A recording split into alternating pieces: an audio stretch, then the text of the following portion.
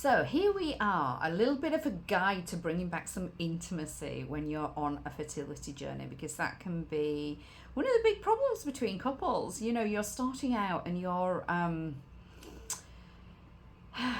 breeding, if you like, or your desire to breed is because you found the person that you want to create a joint entity with, and then by the process of trying to create this new little person, the connection that brought you together to want to do this can be put under strain.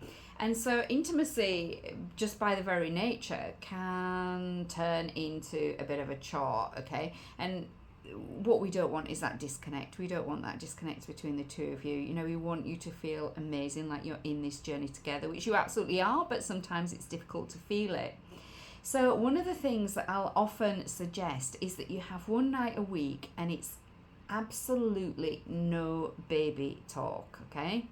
So it's a bit like a date night, if you like, you know, bringing you back together. So you just focus on being the two of you. So whether that is that you are talking about, I don't know, anything random on TV, or if you go out and you actually make the effort to have this as a date night, or you cook a nice meal, or you know, whatever it is that you're doing, it's just a no fertility talk, no desperation talk. It is literally, this is the two of us tonight and we're focusing on each other. Because honestly, it can make a huge difference just that one night a week. Because if you think about it, that's only a couple of hours out of your week, but it just brings you back to who you were when you first met together. Which brings me on to my second point, which is make a connection beyond trying. Because, you know, there's nothing worse for either of you at, you know, some point than getting the call, okay, it's time, we've got to do it. Okay, and so if intimacy is only happening during ovulation, it feels transactional for both of you. And that's not why people get into relationships. There are situations where if you want transaction, honestly, you can have it, and that's not why each of you are with the other one. So it's important to think about that connection and carving out time.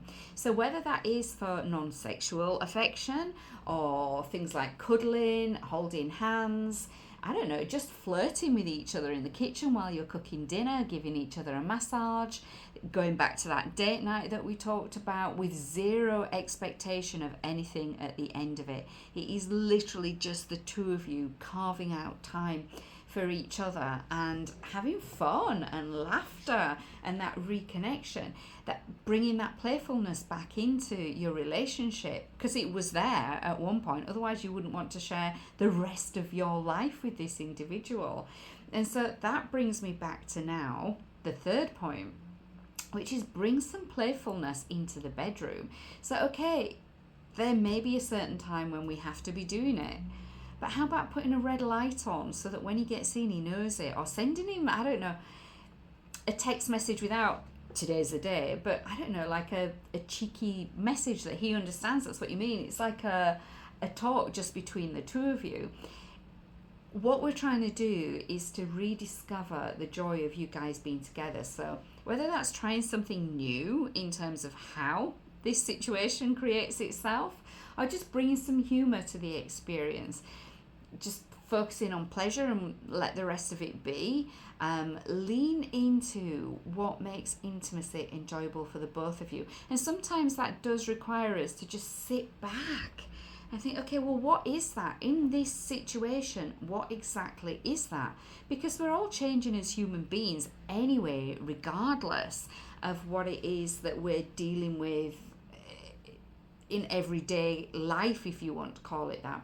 So perhaps you could surprise your partner with a romantic setup or a playlist or some candles or even a love note in their lunchbox at lunchtime. You know, just something that kind of takes this back to the basics of a relationship, like it was when you were first dating, so that you're shifting the goal back onto connection, because the rest of it will come anyway. So why not focus on that? Hopefully this helps. Give me your ideas below.